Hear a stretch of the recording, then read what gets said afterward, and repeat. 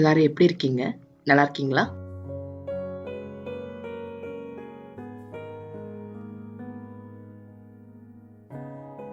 பதிவுல குறி சொல்பவரின் இரண்டாவது மகனின் கதை பாகம் 3 பார்க்க போறோம். வாங்க கதைக்குள்ள போலாம். எப்படி புலிவாய்க்கு கிரீடம் வந்தது அப்படின்னு தானே கேக்குறீங்க? இது ரொம்ப சுலபமான கேள்வி. ஏதோ ஒரு அரசர் புலிக்கு இரையாகி இருக்கணும். அது மூலமா தான் புலிக்கு கிரீடம் கிடைச்சிருக்கணும். அப்படித்தான் அது நடந்தும் இருந்தது. ஒரு வாரத்திற்கு முன்னாலதான் உஜ்ஜயினியோட அரசர் தன்னுடைய வேடுவர்களை கூட்டிக்கிட்டு வேட்டைக்கு போயிருந்தாரு. திடீர்னு ஒரு புலி அவர் முன்னால வந்துருச்சு. நம்மளுக்கு தான் தெரியுமே அந்த புலி நம்மளோட புலி அரசர்னு. அது அரசரை தாக்கி இழுத்துட்டு போயிடுச்சு. அந்த வேடுவர்கள் எவ்வளவு தேடியும் அரசரை கண்டுபிடிக்க முடியல. இந்த துயர செய்திய இளவரசரிடம் சொன்னாங்க வேடுவர்கள். அரசரை புலி இழுத்துட்டு போனதை எல்லாருமே பார்த்திருந்தாங்க. ஆனாலும் புலியை எதிர்த்து போராடி அரசனோட உடலை கூட காப்பாற்ற முடியல. இதை கேட்ட இளவரசன் துயரத்துல அழுது புலம்பினான். தன் தந்தைய ஒரு புலிதான் கொன்னுடுச்சு அப்படிங்கறத நம்பாம வேடுவர்களோ இல்ல வேற யாரோ அரசன் போட்டு இருந்த நகைக்கு ஆசைப்பட்டு இப்படி பண்ணிட்டாங்க அப்படின்னு முழு மனச நம்பினான். அதனால கொலைகாரனை பத்தி தகவல் கொடுக்கறவங்களுக்கு தன் நாட்டுல பாதி கொடுக்கறத அறிவிச்சிருந்தான். கங்காதரன் சொன்னதை வச்சும் அந்த கிரீடத்தை பார்த்ததும் அரசரை கொண்டது புலிதான்னு தெரிஞ்சிருந்தாலும் பாதி நாடு கிடைக்கும் அப்படிங்கிற பேராசையால அரசரை கொலை செஞ்சது கங்காதரன்னு சொல்லிடலாம்னு முடிவு செய்தான் அந்த பொற்கொல்லன். மாணிக்க கேசரி மேல முழு நம்பிக்கை வச்சு அங்கேயே கிரீடத்தை விட்டுட்டு போயிருந்தார் கங்காதரன்.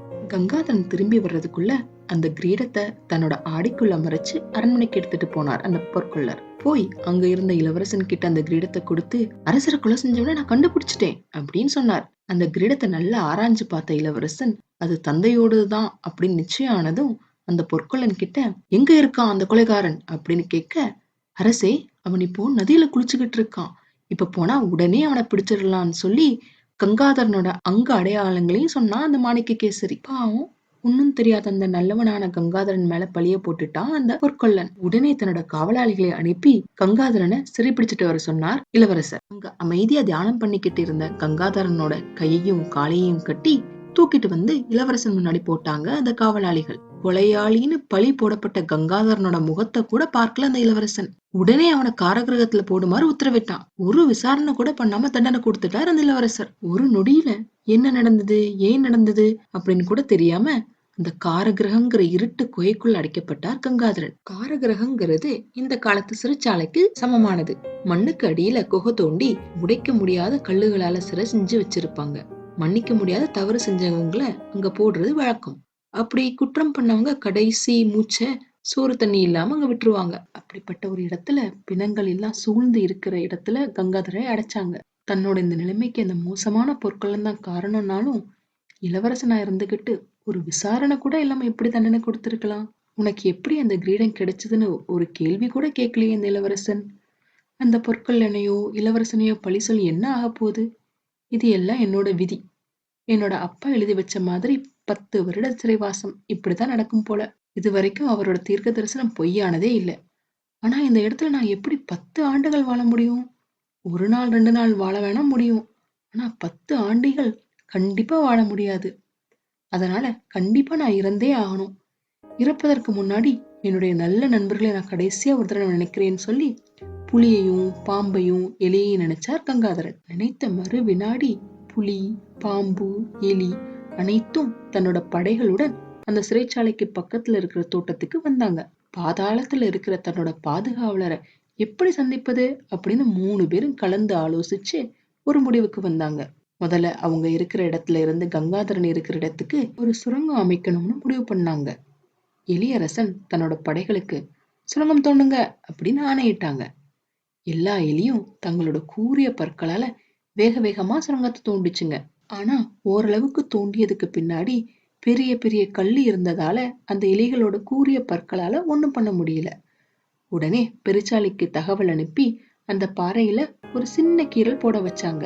அந்த சின்ன கீறல் வழியா எலிகள் உள்ளேயும் வெளியேயும் போகிற அளவுக்கு வழி செஞ்சாங்க. இப்படியாக அமைஞ்ச சுரங்க வழியில முதல்ல எலியரசன் கங்காதரனுக்கு ஆறுதல் கூற போச்சு. அந்த வழியா போக முடியாத புலியரசன் நாகராஜன் கிட்ட என்னை காப்பாத்தியவர் இப்படி இருக்கிற நிலைமையை நினைச்சு எனக்கு ரொம்ப வருத்தமா இருக்கு, நான் என்னாலான எல்லா வழியிலேயும் உங்களை காப்பாத்துவேன் அப்படின்னு சொல்லி தப்பிக்கிறதுக்கான ஒரு உபாயத்தையும் பாம்பு கிட்ட சொல்லி அனுப்பியது புலி. எலியை தொடர்ந்து பாம்பும் உள்ள போய் கங்காதரனுக்கு நம்பிக்கையை ஊட்டியது. தன்னை காப்பாற்றிய கங்காதரனுக்கான உணவு ஏற்பாட்டை ஏற்றுக்கொண்டது எலி.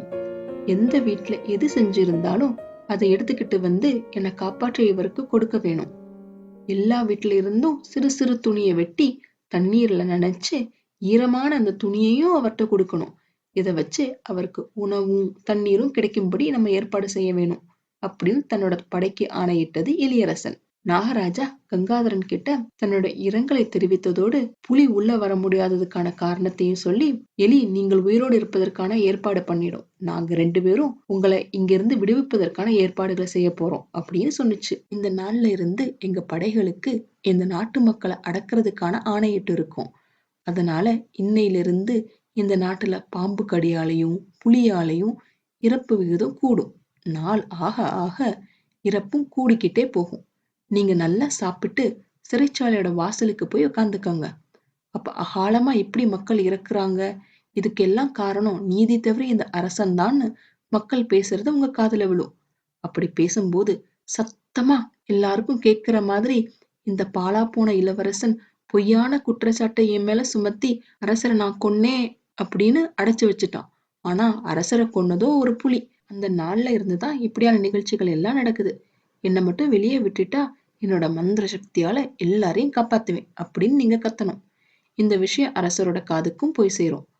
அவருக்கு இந்த விஷயம் தெரிஞ்சுட்டா உங்களுக்கு விடுதலை கிடைச்சிரும்னு ஆறுதல் சொல்லி தைரியப்படுத்திட்டு போச்சு எலியும் பாம்பும். அந்த நாள்ல இருந்து பாம்பு கடியாலையும் புலி தாக்குதலாலையும் நிறைய மக்களும் கால்நடைகளும் இறக்க ஆரம்பிச்சதுங்க. பாம்பும் புலியும் சொல்லி கொடுத்த மாதிரி கங்காதரனும் தினமும் வாசலோரம் கத்திக்கிட்டே இருந்தான். சிலர் அவன் கத்துறதை கேட்டுட்டு கண்டுக்காம விட்டுட்டாங்க. வேறு சிலரும் இவ்வளவு நாள் அவன் எப்படி உயிரோட இருக்கான் அப்படின்னு ஆச்சரியப்பட்டு பார்த்தாங்க. இப்படியாக பல மாதங்கள் போனது, வருடங்களும் போனது. சூரிய வெளிச்சமே படாம எலிகள் கொண்டு வந்த உணவையும் தண்ணியையும் குடிச்சிட்டு உயிர் வாழ்ந்து வந்தார் கங்காதரன். இப்படி வாழ்ந்து வந்ததால கங்காதரனோட உருவமே மாறிடுச்சு. நல்ல செவப்பா குண்டா ஆயிட்டாரு. அவரோட அப்பா கணிச்ச மாதிரியே 10 ஆண்டுகள் ஓடிடுச்சு. 10வது ஆண்டோட சாயந்தரத்துல ஒரு பாம்பு இளவரசியோட அறைக்கு போய் அவளை கொத்திடுச்சு. அவளோட உயிரும் போயிடுச்சு. அரசருக்கு இருந்ததோ ஒரே மக. அவருக்கு இருந்ததே ஒரே வாரிசு அவரோட பொண்ணுதான். தம் பொண்ணுக்கு இப்படி ஆயிடுச்சேன்னு எல்லா நாட்டுல உள்ள பாம்பு விஷம் முறிக்கிறவங்களையும் வரவழைச்சாரு. தன் மகளை காப்பாத்தி கொடுத்தா தன் நாட்டுல பாதியும் தன் மகளையும் திருமணம் செய்யறதா அறிவிச்சாரு. இப்படி இருக்கும் போது கங்காதரனோட கூச்சல பல முறை கேட்ட அந்த அரசரோட வேலைக்காரன் இந்த விஷயத்த அரசர்கிட்ட சொன்னார். உடனே அவனை அழைச்சு வருமாறு உத்தரவிட்டார் அரசர். அங்க போய் பார்த்தா எல்லாருக்கும் ஆச்சரியம். எப்படி இத்தனை காலம் இங்க ஒருத்தன் உயிர் வாழ்ந்தான்? கண்டிப்பா அவன் மனிதனே இல்ல, தேவர்களை சேர்ந்தவனா தான் இருக்கணும்னு தங்களுக்குள்ள பேசிக்கிட்டு கங்காதரனை அரசர்கிட்ட கூட்டிட்டு போனாங்க. கங்காதரனோட தேஜஸ பார்த்த உடனே ஒரு கணம் கூட தாமதிக்காம அவர் காலில் விழுந்துட்டார் அரசர். தன்னோட தவறுக்கு மன்னிப்பு கேட்டு தன்னோட மகளை காப்பாற்றுமாறு கெஞ்சி கேட்டார். ஒரு நல்ல நிலா பார்த்து இறந்து போன அனைத்து மனிதர்கள் மற்றும் கால்நடைகளோட உடல்களையும் என் முன்னாடி கொண்டு வாங்க, நான் எல்லாத்தையும் உயிர்ப்பிச்சு தர்றேன் அப்படின்னு சொல்லிக்கிட்டு தவம் செய்யற மாதிரி கண்ணை மூடிக்கிட்டார்.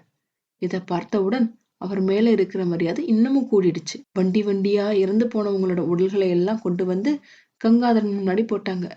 கண்ணை மூடி ஒரு கிண்ணத்துல தண்ணி எடுத்துக்கிட்டு மனசுல புலி அரசனையும் நாகராஜாவையும் நினைச்சுக்கிட்டு தண்ணிய தெளிச்சார். தெளிச்ச மறு வினாடி தூக்கத்துல இருந்து எந்திரிக்கிற மாதிரி எல்லாரும் உயிரோட எழுந்துட்டாங்க. அரசருக்கு மகிழ்ச்சி தாங்க முடியல. என்னோட பொய்ய நம்பி தவறான முடிவு எடுத்ததுக்காக மன்னிப்பு கேட்டதோடு தன்னோட மகளையும் திருமணம் செஞ்சுக்குமாறு வேண்டினார் அரசர். இந்த மாதிரி இனிமே நடக்காம இருக்கிறதுக்கு வழி செய்யுங்கன்னு கங்காதரனை வேண்டினார். எல்லா மக்களையும் பக்கத்துல இருக்க காட்டுக்கு வர சொல்லுங்க, நான் புலிகளுக்கும் பாம்புக்கும் அவங்க முன்னாடியே ஆணையிடுறேன்னு சொன்னார். உடனே எல்லா மக்களையும் அரசன் வர சொன்னார். சில மணி நேரத்துல அந்த ஒட்டுமொத்த நாட்டு மக்களும் அந்த காட்டுக்கு வந்து சேர்ந்தாங்க. மாலை முடிகிற வேளையில ஒரு பாறை மேல அமைதியா உட்கார்ந்து இருந்தார் கங்காதரன். புலியும் பாம்பும் தன்னோட படைகளோடு அவர் முன்னாடி வந்து நின்னுச்சுங்க. பாம்பையும் புலியையும் பார்த்து நடுங்கின மக்களை பார்த்து கங்காதரன், பயப்படாதீங்க, உங்க உயிருக்கு நான் உத்தரவாதம் அப்படின்னு சொன்னார். அவரோட காலடியில புலியும் பாம்பும் அடங்கி கிடந்ததை பார்த்த மக்கள், கண்டிப்பா இவர் சாதாரண மனிதர் இல்ல, அந்த கடவுள் கங்காதரனே இவர்தான் அப்படின்னு தங்களுக்குள்ள பேசிக்கிட்டாங்க. குழந்தைகளே, ஏன் இந்த உஜ்ஜயினி மக்களுக்கு துன்பம் கொடுக்கிறீர்கள்? இத்துடன் உங்களின் வேட்டையை நிறுத்திக் கொள்ளுங்கள் அப்படின்னு அமைதியான குரல்ல சொன்னார் கங்காதரன். அதுக்கு அந்த புலியரசன், ஒரு பொற்கொல்லனோட வார்த்தையை நம்பி இந்த அரசன் உங்களை சிறையில் அடைத்தார். அனைத்து வேடவர்களும் அரசனை ஒரு புலிதான் தாக்கியது என்று சொன்னார்கள். அந்த அரசன் யமதூதனாக வந்ததும் நான் தான். அந்த அரசனை தாக்கியதும் நான் தான். இந்த கிரீடத்தை உங்களுக்கு கொடுத்ததும் நான் தான். இதை பற்றி எல்லாம் ஏதும் விசாரிக்காமல் உங்களை சிறையில் அடைத்து விட்டார். இப்படிப்பட்ட ஒரு முட்டாள் அரசரிடமிருந்து என்ன நியாயத்தை எதிர்பார்ப்பது? இவர் தன் தவறை உணர்ந்து திருந்தாதவரை எங்கள் வேட்டையும் நிற்காது அப்படின்னு பதில் சொன்னுச்சு. இதை கேட்ட அந்த அரசர் தன் தவறை உணர்ந்து கதறி அழுது மன்னிப்பு கேட்டார். இனிமேல் இந்த தவறு நடக்காது என்று வாக்கும் கொடுத்தார். அதற்கு கைமாறாக புலியும் பாம்பும் இனிமேல் தங்களால் அந்த நாட்டு மக்களுக்கு துன்பம் ஏற்படாது என்று வாக்கு கொடுத்துவிட்டு தங்கள் வழி நோக்கி சென்றன. உயிருக்கு பயந்து தப்பிக்க முயன்ற பொற்கொல்லனை பிடித்த காவலாளிகள் கங்காதரன் முன் கூட்டிச் சென்றனர். ஆனால் இலகிய மனம் படைத்த கங்காதரன் அவனை மன்னிக்கும்படி அரசரிடம் கேட்டுக்கொண்டான். மீண்டும் தன் மகளை திருமணம் செய்து கொள்ளுமாறு கேட்டுக்கொண்ட அரசருக்கு தன் அண்ணனை பார்த்த பிறகு திருமணம் செய்து கொள்கிறேன் என்று சொல்லிவிட்டு தன் வீட்டை நோக்கி அன்றே பயணிக்க ஆரம்பித்தார். தவறான பாதையை எடுத்ததினால் கடற்கரை பக்கம் போக வேண்டியதாய் போயிற்று. அதே நேரம் அதே வழியில் தன் அண்ணனும் காசிக்கு யாத்திரை செய்து கொண்டிருந்தார். தூரத்திலேயே யார் என்று இருவரும் கண்டு கொண்டவுடன் இருவரும் ஆற தழுவிக் கொண்டார்கள். அந்த சந்தோஷ களிப்பில் கங்காதரனின் மூச்சு நின்றது. அந்த அண்ணனின் துயரத்திற்கு அளவில்லாமல் போனது. பல வருடம் கழித்து பார்த்த தம்பியிடம் இரு வார்த்தை பேசுவதற்கு முன் அவன் உயிரே பிரிந்து விட்டது. ஆண்டாண்டு காலம் அழுது புரண்டாலும் மாண்டார் வருவாரோ என்பதற்கேற்ப கதறி அழுதாலும் இறந்த தன் தம்பி வரப்போவதில்லை என்பதை நன்கு அறிந்திருந்தார். கங்காதரனின் அண்ணன் பிள்ளையாரின் பரம பக்தர். அந்த நாள் பிள்ளையாருக்கு ஏற்ற விசேஷமான ஒரு வெள்ளிக்கிழமை. இறந்து போன தன் தம்பியின் சடலத்தை பக்கத்திலுள்ள ஒரு பிள்ளையார் கோயிலுக்கு எடுத்து போய் பிள்ளையாரை நினைத்து வழிபட்டார். தன் பரம பக்தனோட வேண்டுதலுக்காக அவன் முன்னாடி வந்த பிள்ளையார், உனக்கு என்ன வேண்டும் அப்படின்னு கேட்டார்.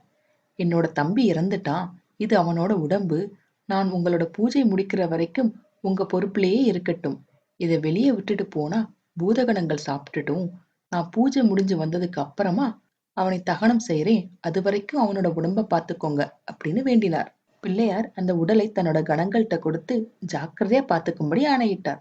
ஆனா குறும்புக்கார அந்த கணங்கள் அந்த உடல்ல இருந்து கொஞ்சம் நம்ம சாப்பிட்டா நம்மள ஒண்ணும் சொல்ல மாட்டார் நம்ம பிள்ளையார்னு சொல்லி கொஞ்சம் சாப்பிட ஆரம்பிச்சதுங்க.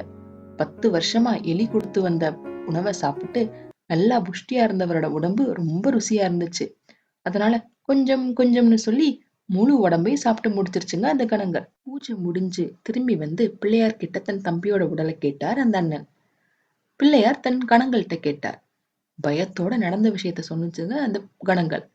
அதை கேட்ட பிள்ளையாருக்கு பயங்கர கோவம். அந்த அண்ணனுக்கோ தாங்க முடியாத எரிச்சல். இதுதான் உங்க மேல நான் வச்சிருந்த நம்பிக்கைக்கு பிரதிபலனா?